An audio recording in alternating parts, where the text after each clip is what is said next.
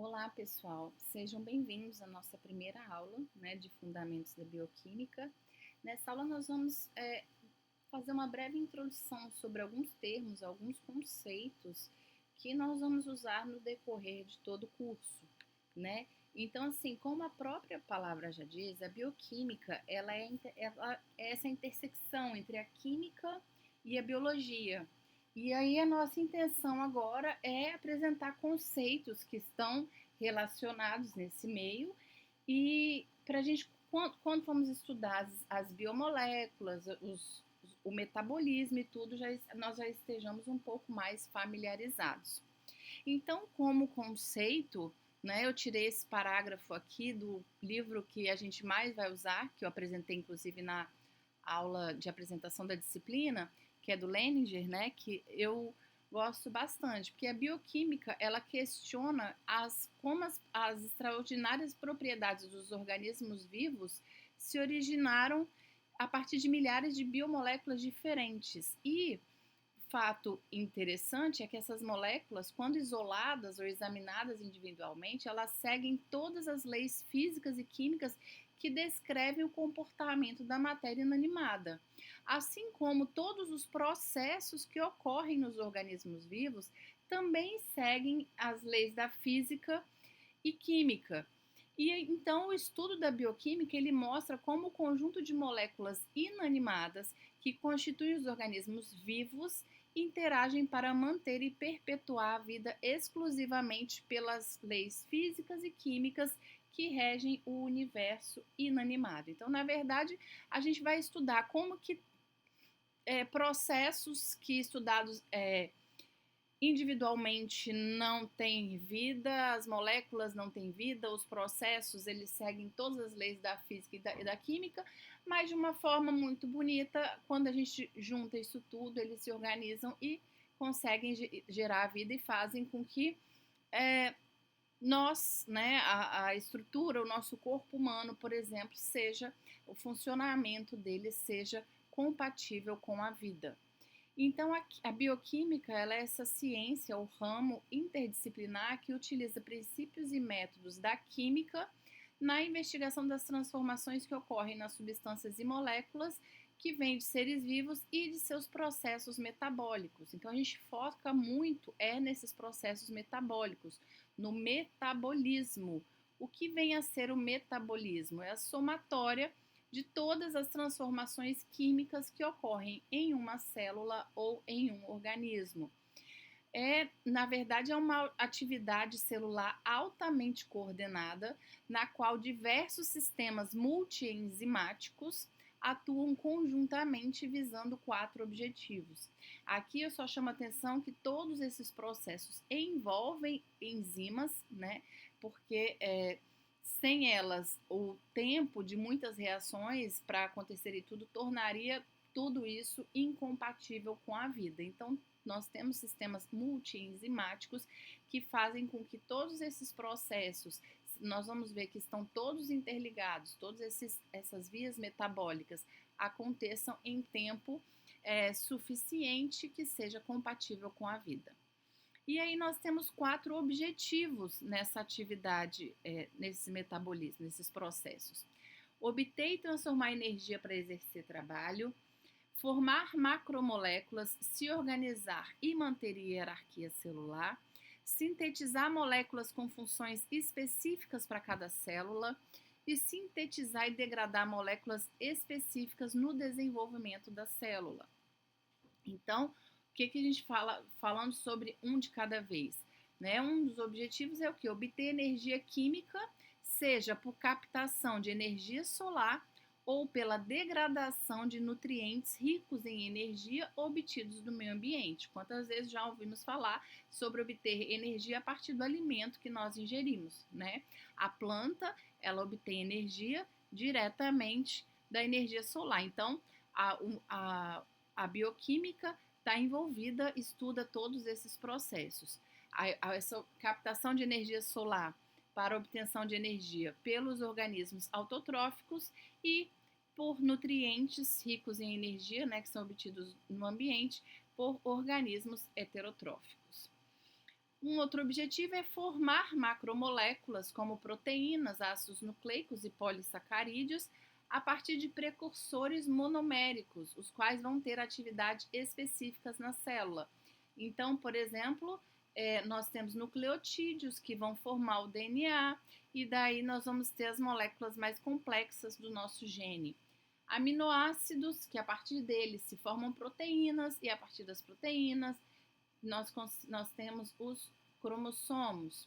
Açúcares, que em conjunto podem formar a celulose, e a celulose forma o quê? A parede celular. E temos vários outros exemplos, né, dessas moléculas que são formadas a partir de seus precursores monoméricos, ou seja, uma molécula, né, pequena, as quais elas vão ter atividades depois específicas na célula. Um outro objetivo é converter as moléculas dos nutrientes em moléculas com características próprias de cada célula. Por exemplo, a formação da hemoglobina, que contém o ferro, né, na sua estrutura, e a da clorofila, que contém o magnésio também em sua estrutura. São obtidos pela dieta, no caso dos seres humanos, né, o ferro, e ele entra lá na composição da hemoglobina. A clorofila, da mesma forma, a planta obtém o magnésio do meio e aí, na formação da clorofila, nós temos lá o magnésio. Sintetizar, um outro objetivo, sintetizar e degradar biomoléculas necessárias para determinadas funções celulares. Então, nós sintetizamos biomoléculas e degradamos essas biomoléculas para o nosso uso. Aqui, exemplo, ação hormonal, né, na planta, na floração da planta, ação hormonal no desenvolvimento e no crescimento vegetal, ação hormonal na poda da planta, que depois vai nascer mais ali, outras plantas mais jovens, folhas, e a ação hormonal no amadurecimento das frutas. Isso aqui eu estou falando de plantas, né? Mas isso tudo se encaixa para todos os seres vivos, inclusive nós humanos. Então, quais são as características gerais dos seres vivos que nós precisamos ter em mente? Há uma complexidade química e uma organização microscópica nessa complexidade que faz com que tudo funcione de forma harmônica. Os principais elementos que estão envolvidos nesses compostos químicos são carbono, oxigênio, nitrogênio, hidrogênio e fósforo, que formam os monômeros, que, como eu falei, a partir daí são sintetizadas as macromoléculas que podem ter funções específicas na célula, e nós temos toda uma hierarquia celular, porque nós temos diferentes células no nosso organismo com diferentes funções e hierarquicamente elas também são organizadas. Os seres vivos, eles possuem sistemas para extração, transformação e uso da energia no meio em que vive, seja pela fotossíntese ou seja pela alimentação, como nós já conversamos. Tem capacidade de se replicar e viver em grupo, possuem capacidade de se alterar ao longo do tempo por evolução gradual. Existem mecanismos de perceber e responder a alterações do ambiente, né? Os seres vivos têm esses mecanismos e possuem capacidade de definir funções para seus componentes e regular a interação entre eles, como por exemplo aqui a planta, existe uma função para a raiz, existe uma função para a copa, existe uma função para o tronco, para os frutos, para as flores, toda essa organização, assim como no nosso próprio corpo, né? Então, o que vem a ser o metabolismo? O metabolismo, ele é toda a rede de reações químicas realizadas pelas células vivas, que pode ser dividido em dois tipos, o anabolismo e o catabolismo.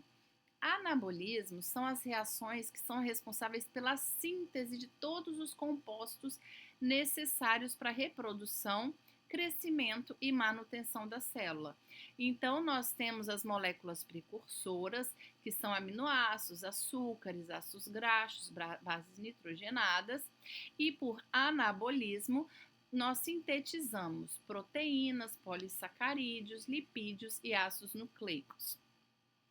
Existe também o catabolismo, em que essas macromoléculas celulares, algumas delas, né, como por exemplo, carboidratos, gorduras e proteínas, que são sintetizados por anabolismo, passam também por um processo de catabolismo, ou seja, ocorre a quebra dessas moléculas para a liberação de energia e aí moléculas menores são formadas. Lembrando que entre essas reações existe um fluxo de energia promovido por moléculas específicas, como ATP, NADH, NADPH, FAD e entre outras, certo? Isso nós vamos ver com mais detalhes em cada um desses processos de anabolismo e catabolismo que nós vamos ver por classes de macromoléculas. Então, o metabolismo, ele é uma rede de reações sequenciais e coordenadas. Nós temos reações catabólicas, que como eu falei, são aquelas reações em que ocorre quebra de macromoléculas para a obtenção de energia. Então, aqui nós temos glicogênio, sacarose, amido. A gente vai seguindo a seta, né? Eles vão seguindo toda uma via, a gente chama de via metabólica, é esse caminho que segue, em que eles vão sendo quebrados e aqui no caso até formar o acetato ou acetil-CoA. A partir desse acetil-CoA, pode ocorrer entrar numa via para liberação de energia, ou a partir daqui também nós podemos agora ir para as vias anabólicas, ou seja, que elas são divergentes. Enquanto as vias catabólicas elas eram convergentes, todas elas eu estou partindo de reagentes de moléculas diferentes, fosfolipídio, triacilglicerol, amido, glicogênio, sacarose, todos vão passando por processos químicos, né, reações químicas, até chegar em acetil-CoA. Então, aqui nós temos as reações catabólicas que são convergentes. A partir desse acetil-CoA, pode vir a acontecer as vias anabólicas, né, que são aquelas para a formação de diferentes compostos. E aí elas são divergentes porque eu parto de um reagente, mas ele pode seguir diferentes caminhos a depender do processo, do produto que se deseja criar, da molécula que se deseja sintetizar. Então, essa acetil-CoA, ela atua diretamente no metabolismo celular. A gente vê que ela tem relação tanto com o catabolismo quanto com o anabolismo. E ela tem função a produção de energia para o corpo. Ela parte, se ela vem aqui para baixo, né, ela pode ir para essa síntese de novas moléculas ou ela pode partir para a liberação de energia para o corpo. Ela participa na biossíntese de ácidos graxos e esteróis, como eu mostrei aqui para vocês, essas vias anabólicas. Ela participa também da oxidação de ácidos graxos, como eu também mostrei aqui para vocês, e no metabolismo de muitos aminoácidos. Aqui nós temos a serina, leucina, fenilalanina. Então, ela participa dessa oxidação de muitos ácidos graxos, mas também atua como agente biológico acetilante. Então, ela participa de vias catabólicas, que são convergentes, todo mundo quer chegar aqui em acetil-CoA, e ela participa de vias anabólicas, em que a partir dela nós vamos para vias divergentes para produzir diferentes moléculas. Porém, esse grupo acetato pode seguir uma outra via em que ele é oxidado a duas moléculas de CO2. Então, a gente, ao invés de vir aqui para a direita, para essas reações anabólicas, ele vem aqui para baixo e aí ele gera duas moléculas de CO2 e nesse momento energia é liberada. Essa energia liberada nessa liberação de duas moléculas de CO2 é um processo exotérmico, então libera energia e essa energia é liberada na forma de ATP, que é a forma que a gente armazena energia, né? Então, essa energia ela é armazenada na forma de ATP com a redução do oxigênio. Esse conjunto de reações metabólicas envolvidas no processo de moléculas específicas, a gente chama de via metabólica quando é uma molécula específica. Eu quero saber sobre a via do ácido graxo, eu tenho a via da glicose, eu tenho a via dos aminoácidos, enfim, então nós temos vias metabólicas em que o produto de uma reação, normalmente ele é o substrato da seguinte. Então, cada molécula que constitui uma via metabólica, ela é chamada de metabólito ou intermediário. Então, essa via ela pode ocorrer de várias formas, mas, por exemplo, aqui eu usei o acetil-CoA, que eu até citei para vocês anteriormente.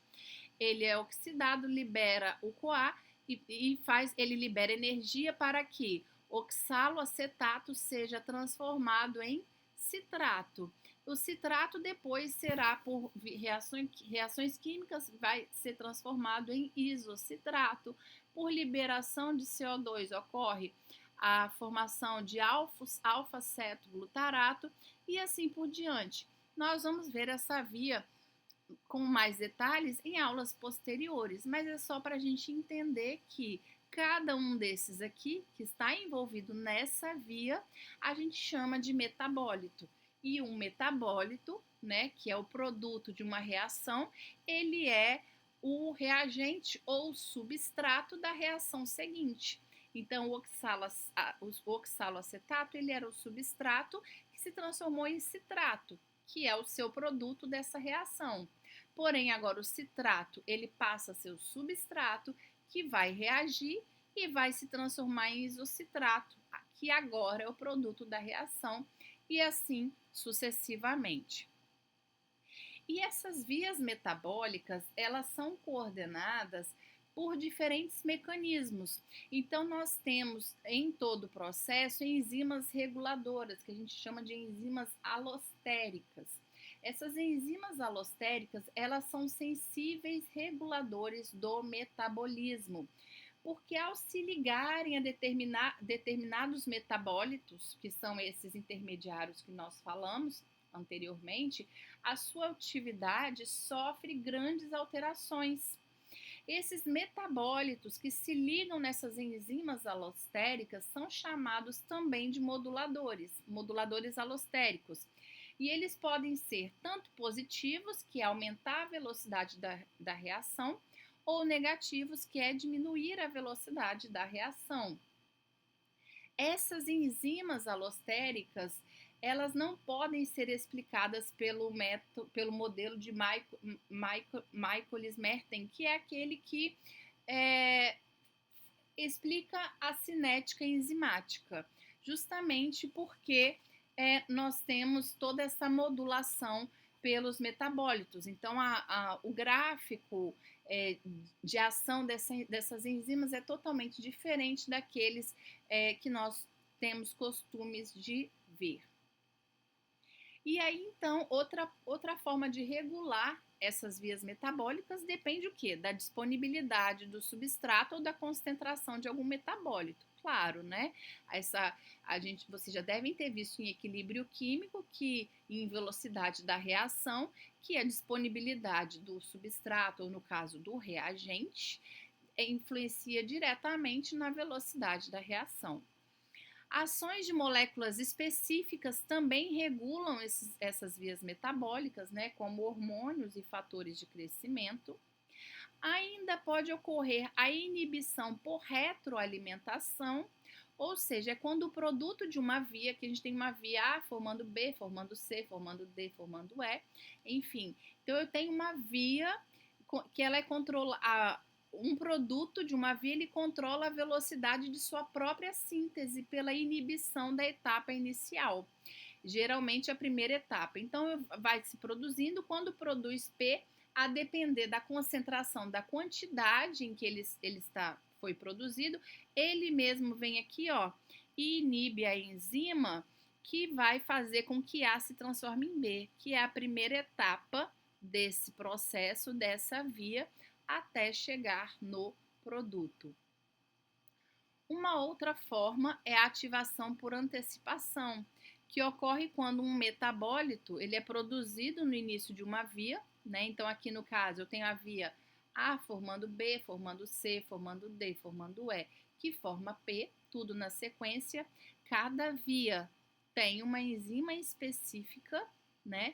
E aí, um desses produtos que é produzido no início, ele vai ativar uma enzima que vai atuar em uma etapa posterior. Então, aqui, por exemplo, o B, quando é produzido, ele vai se transformar em C, né?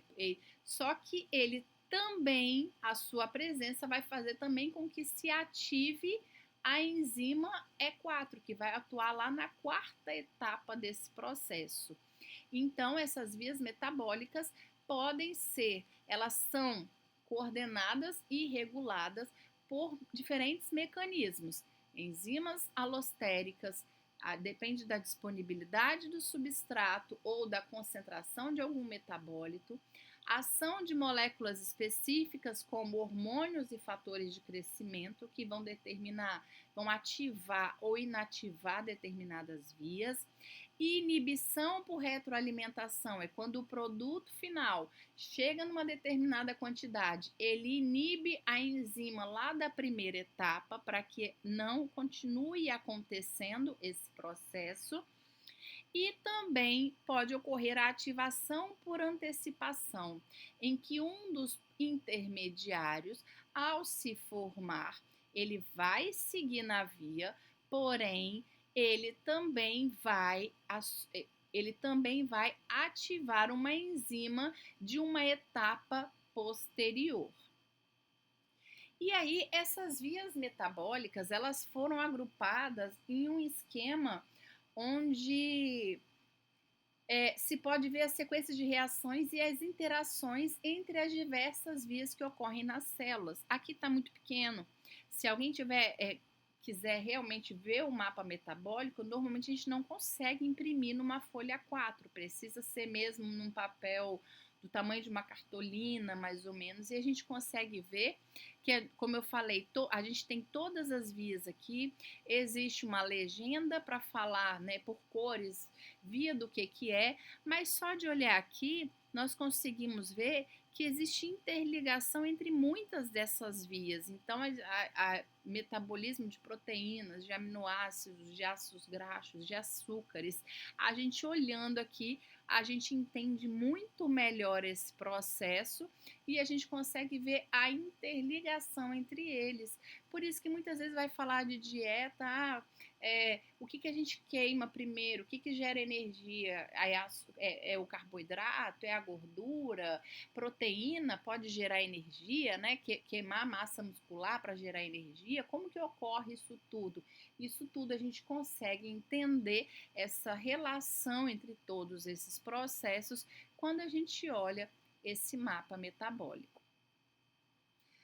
Resumindo um pouco esse mapa metabólico, eu peguei aqui, eu coloquei aqui dos principais, né? Então aqui dos ácidos graxos, da glicose, ciclo de Krebs, respiração celular, e coloquei maior aqui, ó, peguei o da glicólise, que é a via de degradação da glicose, e coloquei aqui para a gente ver um pouco maior, né? Porque da forma como estava lá, a gente não conseguia ver nada. Então, a glicose, a degradação dela passa por diversas etapas que a gente pode ver em que existem enzimas envolvidas em cada uma delas, existe aqui, por exemplo, eu tenho o ATP, ou seja, existe gasto de energia em algumas delas, então a gente a glicose vai passando por todas essas vias aqui. Aqui eu coloquei até formar o 3-fosfoglicerato. A partir desse 3-fosfoglicerato, ainda passa por mais algumas etapas e se forma o ácido pirúvico, que é o produto final da degradação da glicose. O ácido pirúvico em meio aquoso, ele se dissocia formando o ânion piruvato, que está envolvido na síntese de aminoácidos, como a alanina, e na produção de neurotransmissores, como o GABA. Mas, se vocês forem ver, a quebra da glicose existe bastante energia, né, envolvida em todo esse processo. Não vou entrar em detalhes aqui com vocês agora, porque nós vamos falar especificamente sobre tanto sobre a formação do açúcar, como sobre a degradação do carboidrato, no caso, né? Sobre a formação do carboidrato e sobre a sua degradação. Então, o que vem a ser a bioenergética? É o estudo da transformação da energia que ocorre nas células vivas e dos processos químicos envolvidos nessas transformações. Então, existem algumas vias que transformam essa energia, né, nesses processos no nosso organismo, no organismo vivo. Então, um deles é a via de oxidação de carboidratos, ácidos graxos e aminoácidos, como eu acabei de citar, né? A gente já sabe que carboidrato, quebra de carboidrato, de gordura e de proteína, que no caso são formados por aminoácidos, né? Então, de aminoácidos gera energia. Então, a gente tem essas vias para gerar energia no nosso organismo, e é a partir daqui que muita gente se utiliza de diversas dietas, né? Eu vou fazer a dieta só da proteína para poder, começa a querer sem carboidrato para queimar a gordura, porque se não tem carboidrato, o organismo vai fazer como para gerar energia? Aí, vai queimar gordura, então a gente zera o carboidrato? A gente não, né? Algumas pessoas. Para poder fazer com que haja essa quebra da gordura. Tudo isso a gente consegue entender muito bem a ideia estudando essas vias e, claro, vendo a ligação entre elas lá no mapa metabólico. Existem as vias de oxidação do acetil-CoA, que também é chamado de ciclo do ácido tricarboxílico ou ciclo de Krebs, que é uma das etapas da respiração celular para a obtenção de energia que ocorre nas células de diversos organismos. Existe a produção de energia nas células pela fosforilação oxidativa. Aqui a gente está falando do ATP, a fotossíntese também, né, que é uma forma de transformar energia, e o ciclo do nitrogênio e fixação biológica do nitrogênio. Que vem a ser esse ciclo do nitrogênio, né? Ele permite a ciclagem desse elemento do nitrogênio no ambiente, disponibilizando para os seres vivos e depois para o meio novamente. Todas essas vias metabólicas, é importante a gente lembrar que elas estão relacionadas ao uso e transformação de energia nas células para a manutenção das características dos seres vivos. Então, os seres vivos, eles são transdutores de energia. Eles transformam energia química em outro tipo de energia que seja necessária para manter suas características.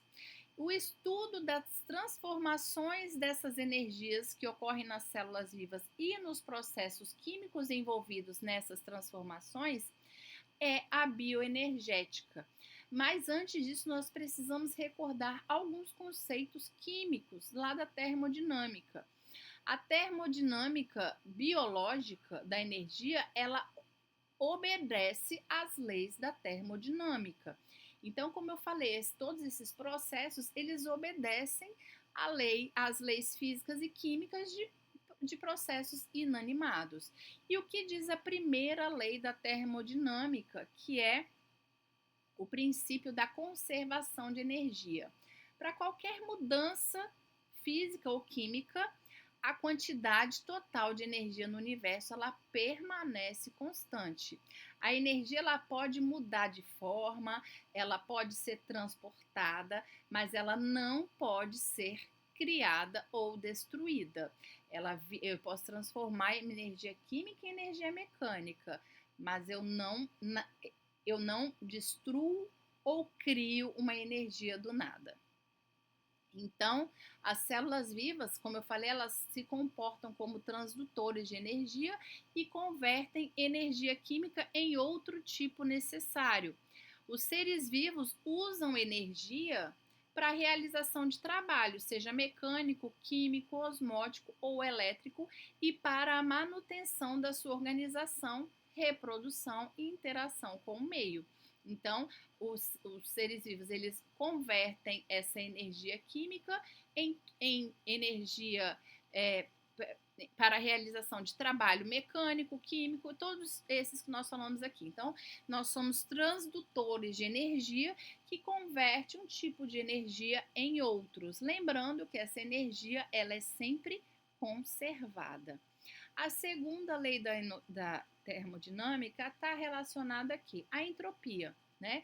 A desordem do universo, ela sempre tende a aumentar.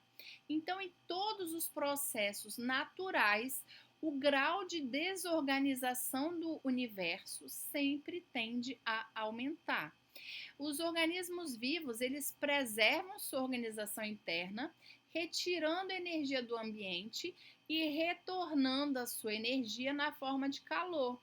E isso faz com que aumente o número de moléculas. Então, por exemplo, quando a gente tem a oxidação da glicose, para a obtenção de energia, essa reação C6H12O6 mais 6O2 vai me liberar 6 moléculas de gás carbônico e 6 moléculas de água. Ou seja, a gente partiu de 7 moléculas, uma glicose mais 6 de oxigênio, e produziu 12 moléculas, aumentando então o número de moléculas e contribuindo para a desorganização do universo.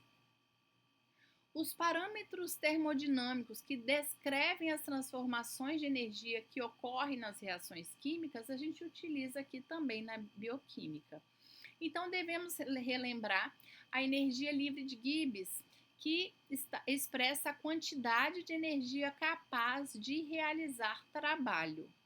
A entalpia é o conteúdo de calor, né? E reflete o número e o tipo de ligações químicas que há nos reagentes e produtos.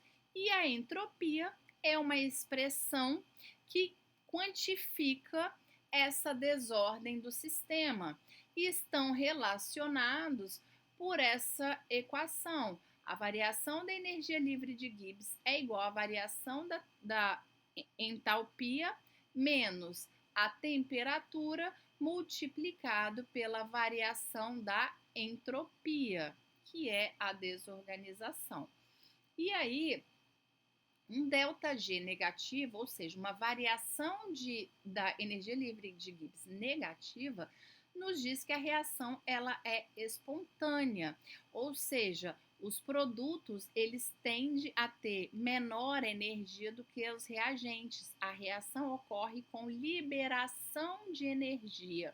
Então, nós temos uma reação exergônica, que nos dá um ΔG negativo. O que é o ΔG?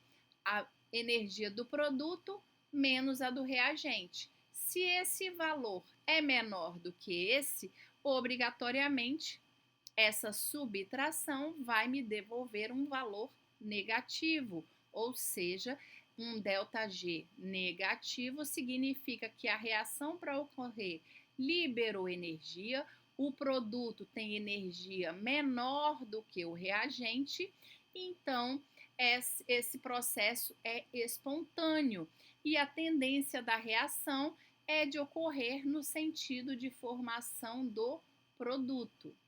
Por um outro lado, quando eu tenho esse ΔG positivo, ou seja, uma reação endergônica, em que a reação, para acontecer, ocorre gasto de energia, ela precisa de energia para que o reagente se transforme no produto. O meu produto, ele tem muito mais energia do que o meu reagente. Então, se eu faço essa conta, produto quantidade de energia do produto menos a quantidade de energia do reagente, sendo esse valor maior, essa subtração vai me dar um resultado positivo. E esse resultado positivo nos diz que a reação ela não é espontânea no sentido direto. Então, a tendência no equilíbrio, de fora do equilíbrio é o quê? Da formação do reagente. Se ela não é espontânea no sentido direto, ela é espontânea no sentido inverso. E olhe bem, no sentido inverso, se eu olhar a reação voltando, eu parto de um substrato com mais energia para chegar em um produto com menos energia. Então, esse processo ele é espontâneo. Então, energia livre de Gibbs negativo, o processo é espontâneo, a reação. Energia livre de Gibbs positiva, a reação ela não é espontânea. E o que vem a ser o equilíbrio químico? O equilíbrio químico está relacionado com os processos reversíveis. Então, eu tenho processo que algumas reações que elas ocorrem no sentido direto e ocorrem também no sentido inverso. E todo processo reversível tende a ir naturalmente para o equilíbrio. O que é o equilíbrio? O equilíbrio é quando a velocidade da reação direta se iguala à velocidade da reação inversa. Então, quando essas reações de ida e de volta estão com velocidades iguais, a gente diz que a reação atingiu o equilíbrio. E nesse momento a gente tem a constante de equilíbrio que pode ser calculada, que relaciona o quê? Os produtos, as concentrações dos produtos elevados aos seus respectivos coeficientes estequiométricos, dividido pelas concentrações dos reagentes elevados aos seus respectivos coeficientes estequiométricos. Então, o equilíbrio tem essa constante. E existe uma reação matemática que relaciona essa constante de equilíbrio, que é calculada nesse momento em que as velocidades são iguais, ou seja, se as velocidades são iguais, significa que essas concentrações são constantes. Mas são constantes não porque a reação parou de acontecer, mas porque a velocidade com que eu gasto é a velocidade com que eu formo. Eu gasto A, formo A, gasto A, formo A. Se é a mesma velocidade, as concentrações não variam, embora a reação não tenha parado de acontecer. Então, no equilíbrio, essas concentrações não variam, significam que elas são o quê? Constantes. E se elas são constantes, a relação entre elas vai me devolver um valor que também é constante, que é a nossa constante de equilíbrio. E existe uma reação que relaciona essa constante com a energia livre de Gibbs, que é ΔG, padrão é igual a menos R, que é a constante dos gases, temperatura, logaritmo neperiano dessa constante de equilíbrio. Então, a variação de energia livre, padrão, ela é a variação de energia de uma reação em condições padrão de concentração em temperatura e pH, que é essa aqui, eu falei, a gente tem energia livre de Gibbs padrão. E o que vem a ser? Essa energia padrão, ela é calculada em temperatura de 298 graus Kelvin, que são 25 graus Celsius, e reagentes e produtos na concentração de 1 mol por litro e pH 0. Na bioquímica, nós temos essa energia livre de Gibbs padrão, só que a diferença é que as concentrações, elas agora estão em 1 milimol por litro e o pH é 7. Então, a energia livre de Gibbs padrão, que a gente está acostumada a calcular lá na química, não equivale à mesma energia livre de Gibbs padrão da bioquímica. Lembrando que são a mesma coisa em termos de conceito, mas em termos de valores, a energia livre de Gibbs padrão da química, que é o que a gente calcula lá na cinética química, no equilíbrio químico, não é a mesma aqui da nossa bioquímica. E nas células, as concentrações de reagentes e produtos e o pH não são padrões. Por mais que a gente tenha essa energia padrão, nas células elas não são padrões, porque cada reação tem uma variação de energia real. E aí, então, nós usamos essa equação. A variação de energia é bem parecida com a que nós tínhamos aqui, só que a variação de energia de Gibbs real ela é igual à variação de energia livre de Gibbs padrão da bioquímica mais RT, logaritmo neperiano de K. Então, R, que é a constante dos gases, temperatura e K. Normalmente, ao invés de usar K, nós usamos Q. Por quê? Porque os processos químicos, físicos e químicos que ocorrem nos seres vivos, eles não atingem o equilíbrio. Então a gente sabe que para se falar em K, nós temos que estar em equilíbrio. Mas quando a reação não está em equilíbrio, o que nós usamos? Nós calculamos tudo igualmente, como foi feito lá na química analítica, mas ao invés de a gente utilizar K, a gente utiliza Q, que é o quociente da reação. É calculado igual, não muda nada. A questão é só por conceito. O K, ele é calculado quando a reação está em equilíbrio e o Q é calculado do mesmo jeito, porém, quando a reação ainda não atingiu o equilíbrio. E por que nós usamos Q e não K? Porque as reações químicas das células, elas nunca entram em equilíbrio.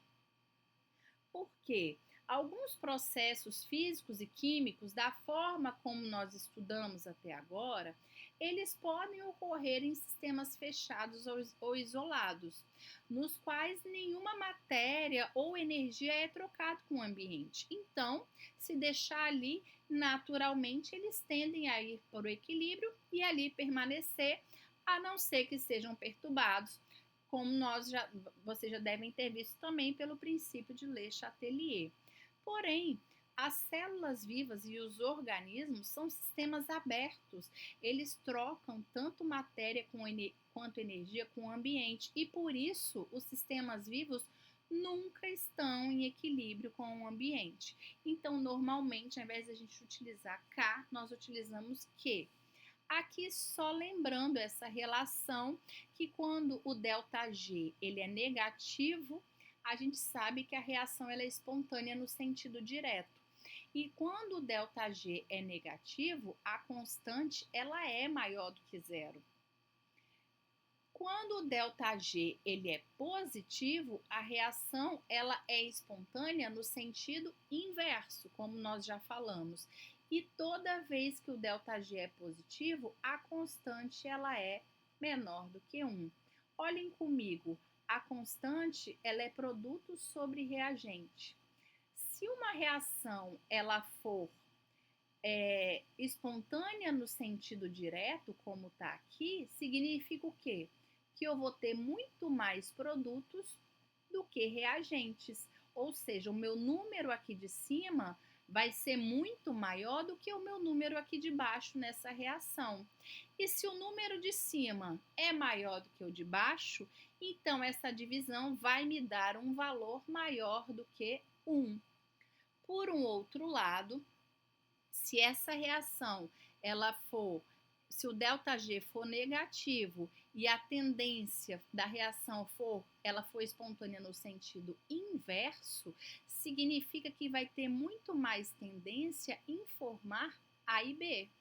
Ou seja, nessa divisão, esses números de baixo vão ser maiores do que esses números de cima.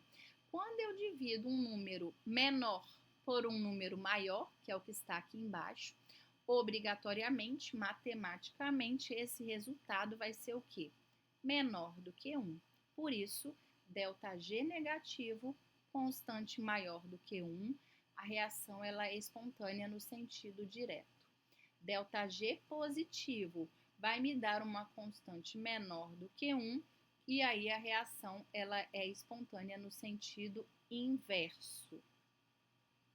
Lembrando que As células, elas utilizam os dois tipos de reação para conseguir realizar as transformações metabólicas necessárias, tanto as espontâneas quanto as que não são espontâneas. De que forma?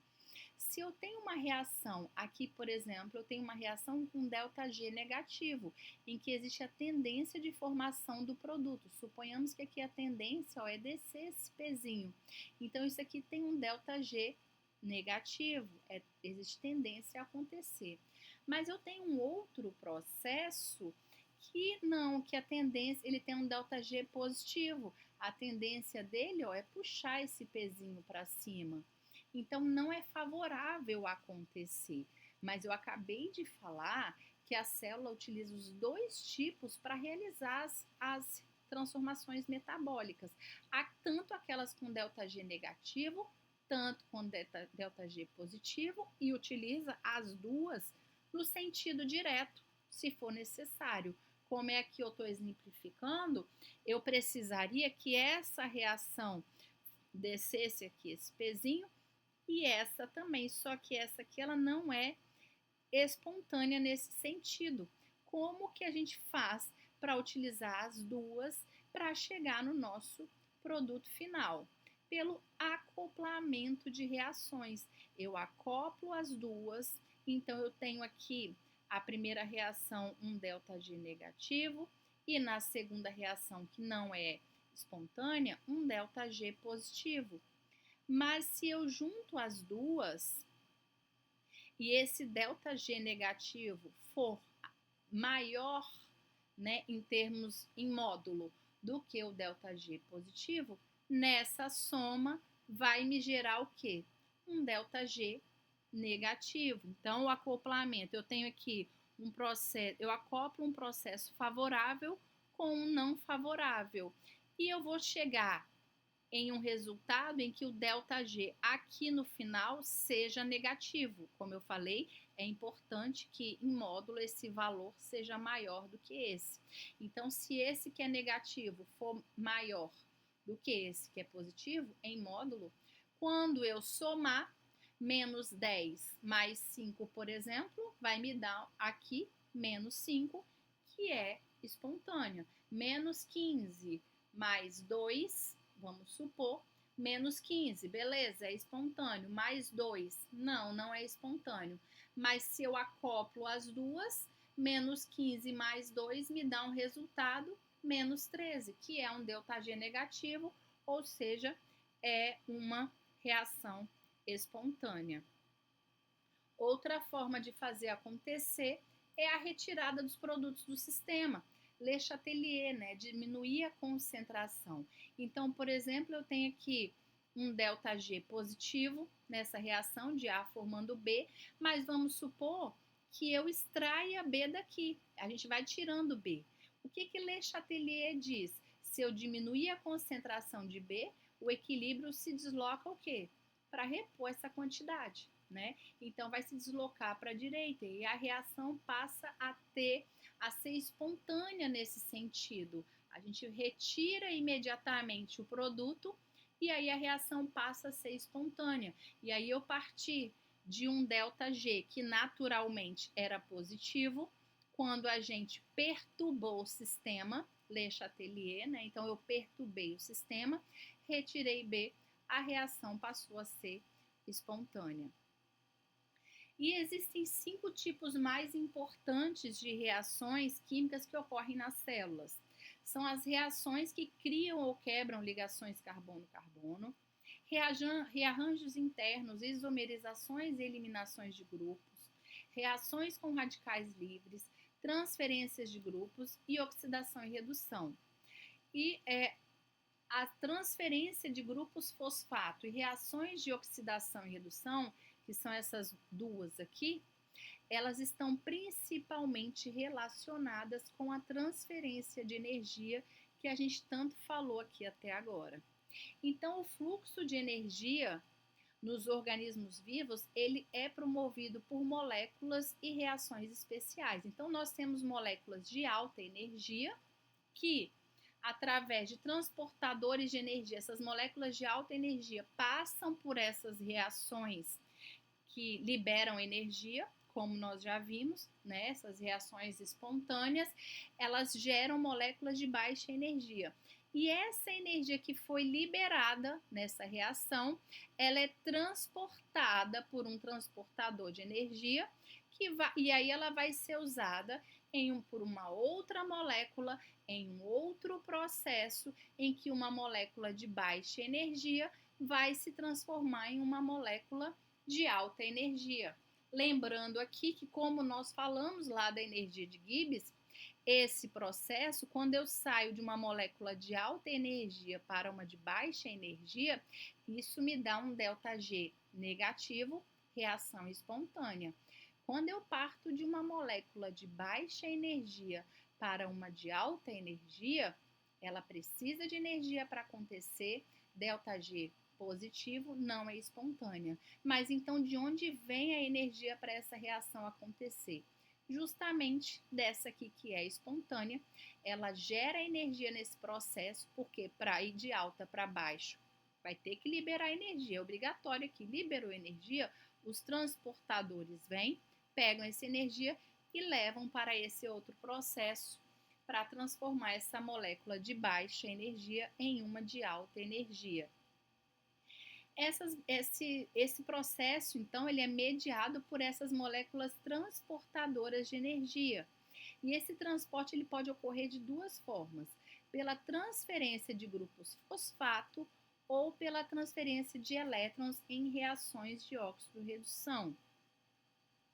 Então, a primeira tipo, que é a transferência de energia livre para uma reação exergônica de uma exergônica para uma endergônica através de um intermediário de alta energia. Então, só lembrando aqui, uma reação exergônica é aquela espontânea, ΔG negativo, libera energia. Então, essa energia vai ser transportada para uma reação endergônica, em que o ΔG é positivo, eu tenho o produto, tem mais energia do que o reagente e é necessário energia para que ela ocorra. Então, um desses processos, dessa transformação, aqui eu tenho uma reação exergônica, endergônica. Um desses processos de transformação, de transporte de energia de uma exergônica para uma endergônica ocorre através do ATP. O que vem a ser o ATP? O ATP ele é formado por uma base nitrogenada de adenina ligada em um açúcar com 5 carbonos e 3 radicais fosfato. Essas ligações fosfato, elas são de alta energia. E aí, então, cada vez que ocorre essa ligação fosfato aqui, energia é armazenada na molécula de ATP.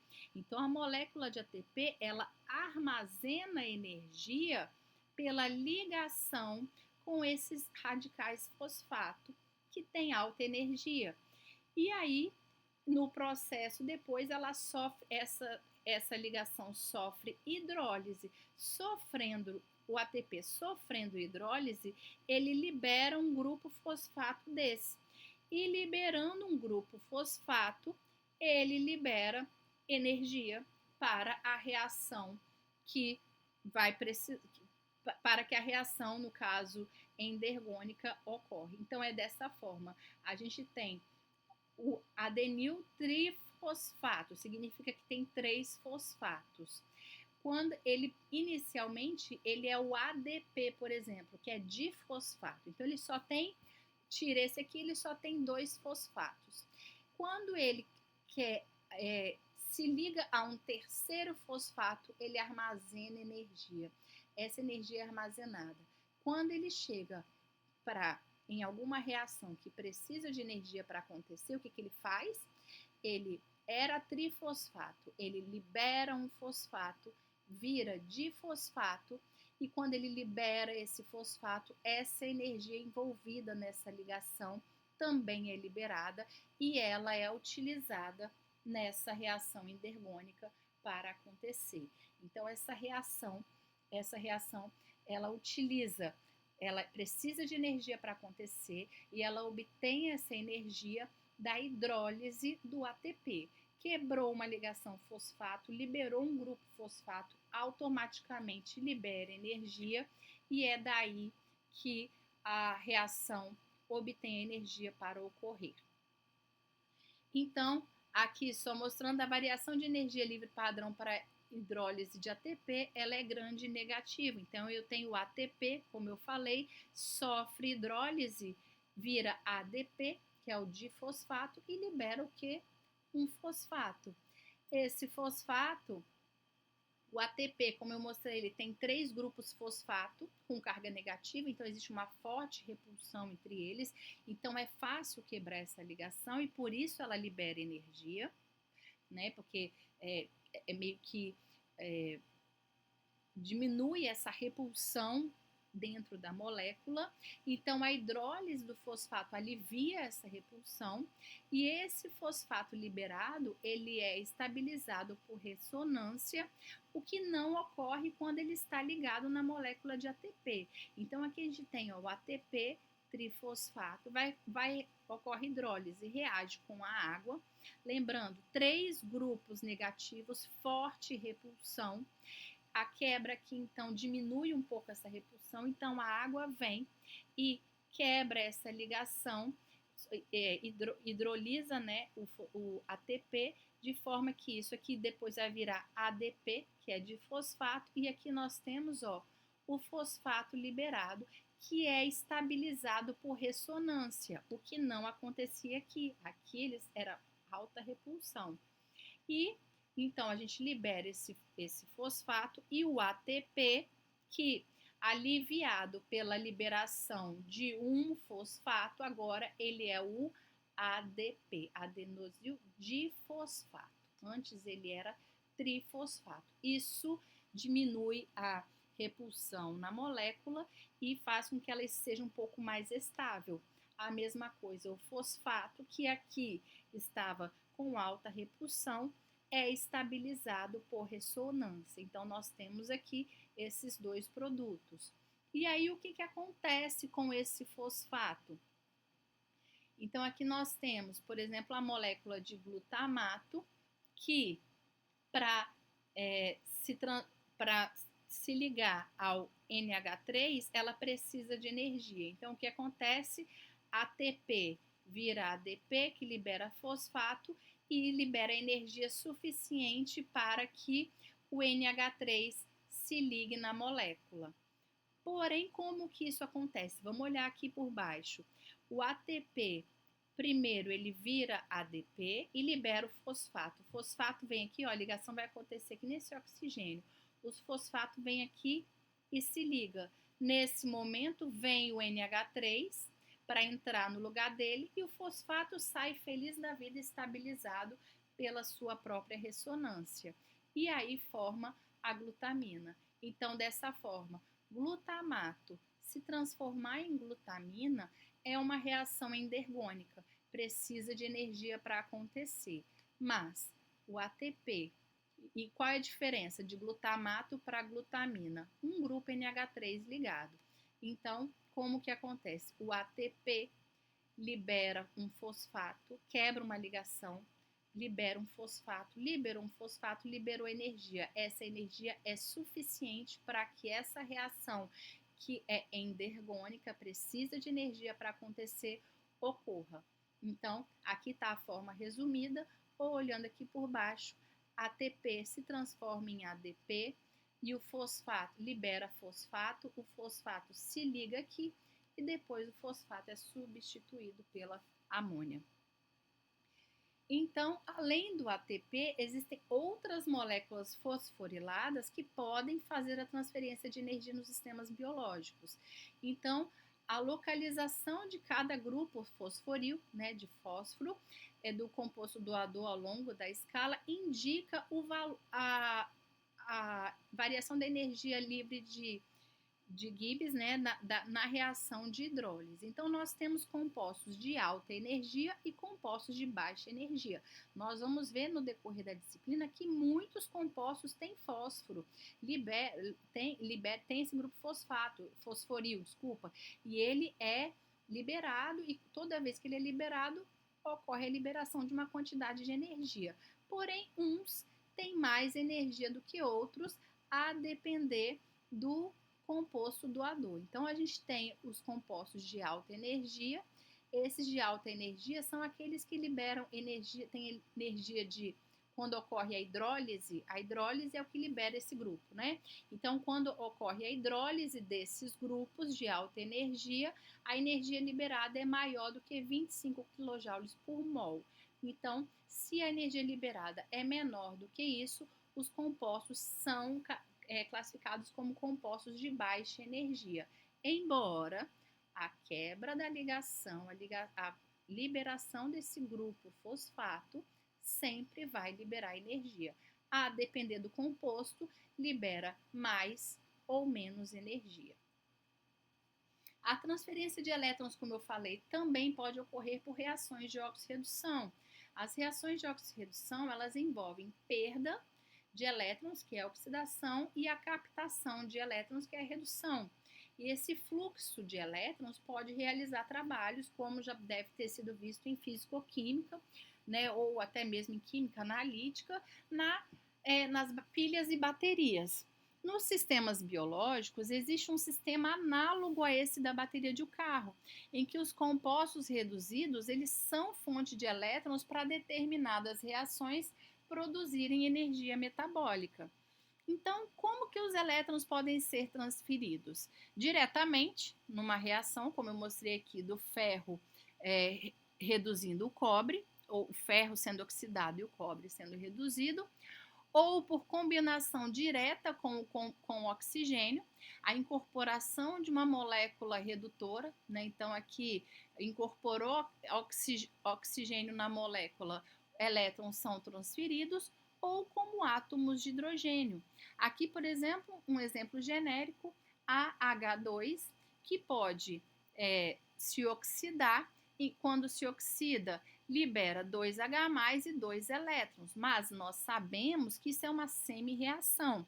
Elétron não pode ser perdido, sumir do nada, né? Para alguém doar um elétron, alguém tem que receber, por isso é até meio errado falar em perder, né? Porque é doação, um doa e um recebe. Para que esse AH2 seja capaz de doar um elétron, outro tem que ser capaz de receber esse elétron. Então, aqui a gente coloca escrito de uma forma mais correta. O AH2, para ser oxidado, ele faz o quê? Ele reduz o B. Esse H2 e esses 2 elétrons vêm para o B. Então, pela transferência desses átomos de hidrogênio, esse composto AH2 e dos elétrons, ele reduz B. Ele se oxida e reduz B.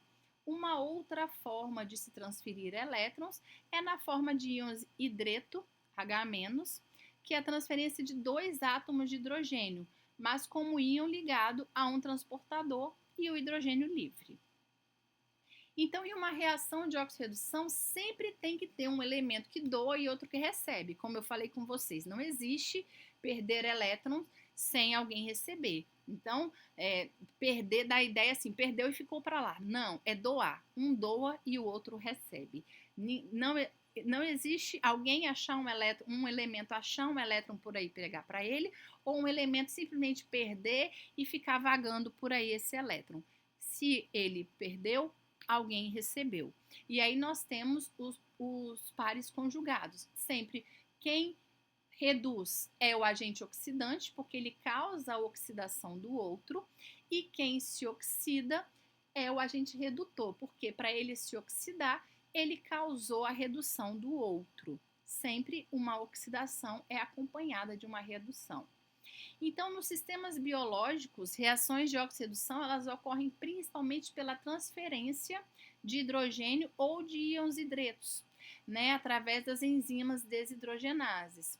O acoplamento das reações de desidrogenação e hidrogenação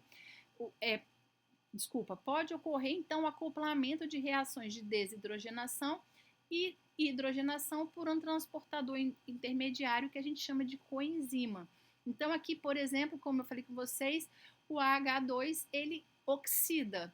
Para ele oxidar, ele perde elétrons. Quando ele perde elétrons na forma de H2, né? Então, voltando aqui, ó, ele, na verdade, o H2, ele se oxida liberando o quê?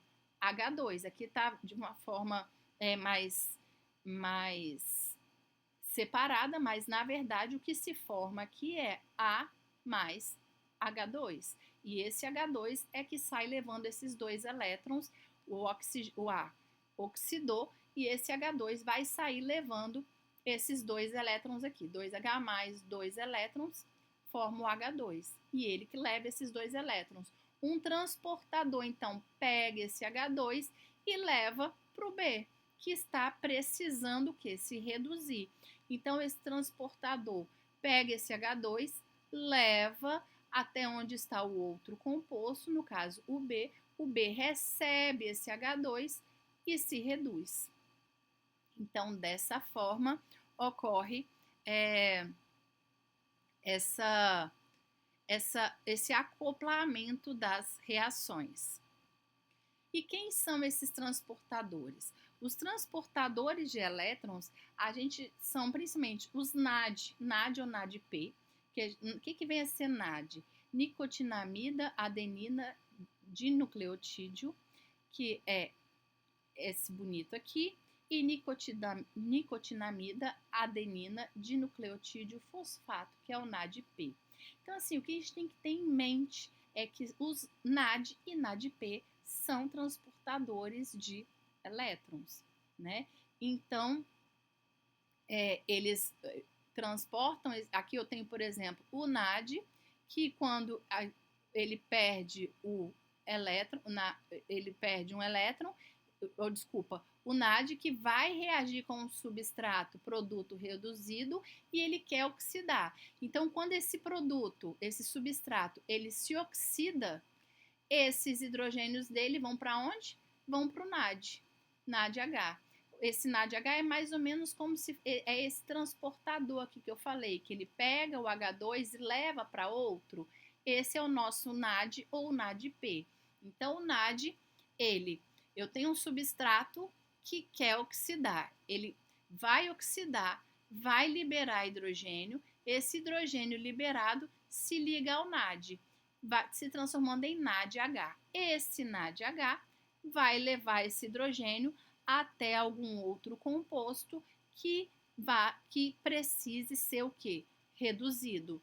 Então, lembrando que nós também temos o NADP. Qual a diferença do NAD para o NADP? Aqui, ó, um grupo fosfato aqui. Então, NAD e NADP são transportadores de elétrons. Os FAD também, que é a flavina adenina dinucleotídeo, que a professora precisa gravar todas essas estruturas, identificar. O que a gente precisa saber é a função do ATP, função do NAD e função do FAD e do FMN aqui também, né? Então, o FAD, da mesma forma, ele também pega esse hidrogênio, 1 ou 2, do composto que vai oxidar, o composto oxida, o FAD pega esse hidrogênio, 1 ou 2, então se ele pegar um hidrogênio, ele se transforma em FADH. Se ele pegar 2 hidrogênios, ele se transforma em FADH2. Para cada hidrogênio que pega um elétron. Cada hidrogênio que pega um elétron. E ele vai transportar esse elétron até um outro composto que esteja precisando o quê? Se reduzir. Lembrando que quando eu tenho FADH, FADH+, no caso, ele tem o quê? Ele tem um hidrogênio e um elétron. Ele tem um elétron disponível para que um composto utilize para se reduzir. O FADH2, ele tem 2 elétrons disponíveis para que um composto possa se reduzir. Isso tudo naquelas vias metabólicas, como eu falei, as principais reações que ocorrem lá. E lá ocorrem muito essas reações de liberação de energia, de transporte de elétrons, de liberação de energia, de gasto de energia por meio o quê? Do ATP, do NAD e dos FADs. Então, a gente precisa ter em mente o que é ATP e grupos fosfato, compostos que quebrou ligação fosfato, liberou energia. O ATP, que tem aqueles 3 grupos fosfato, tem muita repulsão ali dentro, então por isso essas ligações são altamente energéticas. A quebra de uma ligação fosfato no ATP libera bastante energia e é para que uma reação que não é espontânea consiga acontecer, porque a reação que não é espontânea, ela precisa o quê? De energia, de gastar energia. E a quebra de uma ligação fosfato do ATP fornece energia suficiente para que aconteça. ATP quebrou, liberou um fosfato, ele virou o quê? ADP, que é o difosfato. Depois ele vai pegar outro fosfato? Vai, aí ele volta a ser ATP. Liberou para outra reação? Vira ATP. Ele vai atrás de outro fosfato e assim vai indo. É assim o funcionamento do ATP. Outros compostos que têm grupos fosfato, quando quebra, libera energia? Libera. O principal no nosso organismo, como nós falamos, é ATP, mas outros também liberam. Entretanto, alguns são também de alta energia, outros não. Outros são de baixa energia, mas sempre liberando energia. Existe também a transferência de elétrons pelas reações de oxirredução, e esses elétrons, eles são transportados de um composto a outro por transportadores, que são os NAD e os FAD. NADH é quando ele já pegou a cada hidrogênio que um transportador desse pega, ele pega um elétron. Esse um elétron vai ser utilizado ele veio da oxidação de um composto e vai ser utilizado para a redução de outro composto. O FAD, ele pode receber um hidrogênio acompanhado de um elétron. Então, um composto oxidou, liberou um hidrogênio e um elétron, o FAD recebe, vira o FADH e vai levar até o outro composto que precise reduzir. E aí, na redução, ele fornece esse elétron para esse outro composto. Esse FAD pode também receber 2 hidrogênios. Recebendo 2 hidrogênios, a gente tem o FAD-H2, e aí o FAD-H2, ele tem então, se para cada hidrogênio é um elétron, ele tem 2 elétrons que ele pode fornecer para a redução de outros compostos. Lembrando sempre que a oxidação libera elétron. Aí vem o transportador e pega. Para cada elétron desse que ele pega, vem em um hidrogênio. E aí ele leva esse hidrogênio com esse elétron até o composto que precisa ser reduzido, que é redução, receber elétrons. E aí então esse FAD ou esse NAD, FADH ou FADH2 ou NADH vão liberar esse elétron para esse composto. E aí a gente vai ver muito isso em todas as vias que nós vamos ver no decorrer do semestre. Então, lembrando também que uma reação de oxirredução por um par redox, a transferência de elétrons, ela ocorre espontaneamente, depende da afetividade do receptor, e quem determina isso é o potencial de redução. Nós temos esse valor é tabelado, o potencial de redução, o próprio nome diz, é potencial. Quem tem maior potencial para reduzir é quem vai reduzir. Eu vou olhar a tabela. Quem tem um número maior significa que tem mais potencial para reduzir. Quem estiver com ele, se não tem esse potencial para reduzir, se for menor, ele vai oxidar. É só olhar.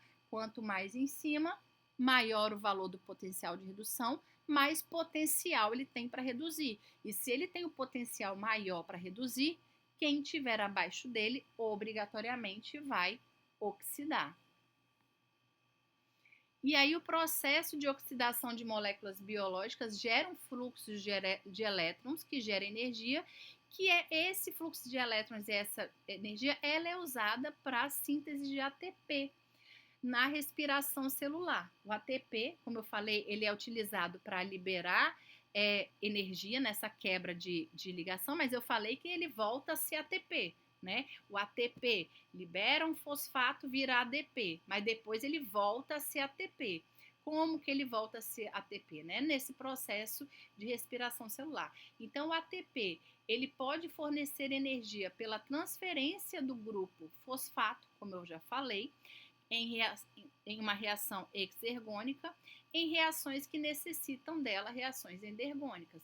Ele transfere esse grupo daquelas reações com ΔG negativo, que são espontâneas, para reações com ΔG positivo, que não são espontâneas no sentido direto. Então, essa aula é isso. Só lembrando que ainda temos mais uma aula essa semana. Essa semana estão previstos, eu vou falar um pouco sobre aminoácidos e peptídeos.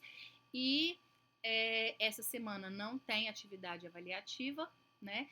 Então, até no máximo terça ou quarta-feira, essa segunda aula estará liberada para vocês, tá certo? Um abraço, bons estudos e qualquer dúvida, só chamar lá no fórum.